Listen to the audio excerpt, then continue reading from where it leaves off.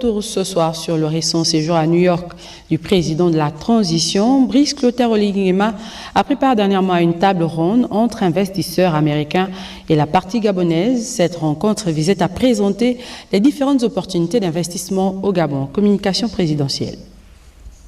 La table ronde à la Chambre de commerce des États-Unis est un tremplin offert aux investisseurs gabonais et américains d'aborder les mécanismes essentiels à la bonne croissance économique, mais également de maximiser sur les opportunités d'investissement au Gabon. Avec pour thème renforcer les relations commerciales et d'investissement entre les États-Unis et le Gabon, cette rencontre a permis au président de la transition, le général Brice Clotaire Oligui-Nguema, de présenter devant la présidente du Centre pour les affaires États-Unis-Afrique le climat des affaires dans notre pays. Je sais pouvoir compter sur vous et sur vos institutions pour encourager une fois de plus une implication beaucoup plus grande de nos entreprises américaines et gabonaises.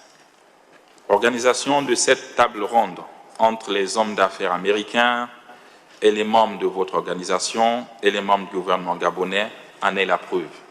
Elle nous permettra d'échanger et de tracer la voie sur une redynamisation des investissements américains au Gabon.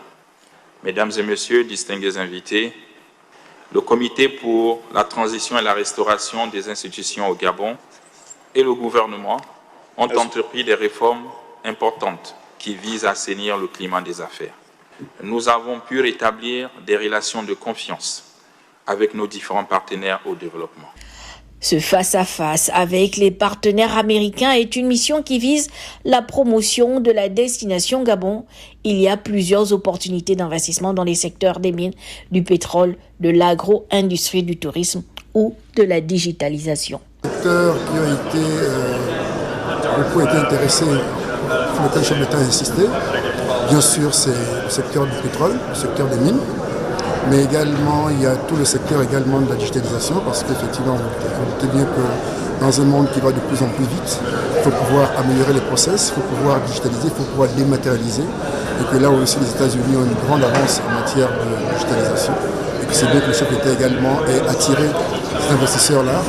Mais ce qui est important de retenir également, c'est le discours principal de dire oui, nous produisons des matières premières, du bois, du manganèse, du pétrole, mais il est important que ceux qui viennent investir au Gabon fassent une première transformation sur le plan local pour ajouter la valeur ajoutée, créer l'emploi pour les nationaux et également créer la richesse pour le territoire, pour qu'on ait des experts gabonais qui soient formés dans ces différents secteurs. Et sans cela que le secteur privé gabonais également y être présent est important pour nous, parce que derrière, c'est comment avec nos partenaires américains qui arriveront, on peut monter ensemble donc les joint ventures.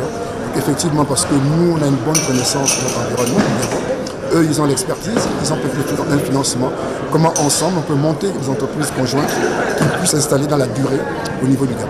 Au cours de ce forum avec les hommes d'affaires de la première puissance économique mondiale, le président de la transition a insisté sur le transfert des technologies qui ouvrent un champ vers des nouveaux marchés, la promotion de l'initiative privée en mettant un accent particulier sur l'entrepreneuriat des jeunes et l'autonomisation de la femme, sans oublier la transformation de la matière première à l'échelle locale. Cette rencontre a abouti sur la signature d'un protocole d'accord sur des investissements privés directs dans les domaines de l'agriculture, de la fabrication d'équipements électroniques, la digitalisation à travers les infrastructures numériques, l'accès à l'eau, à l'énergie.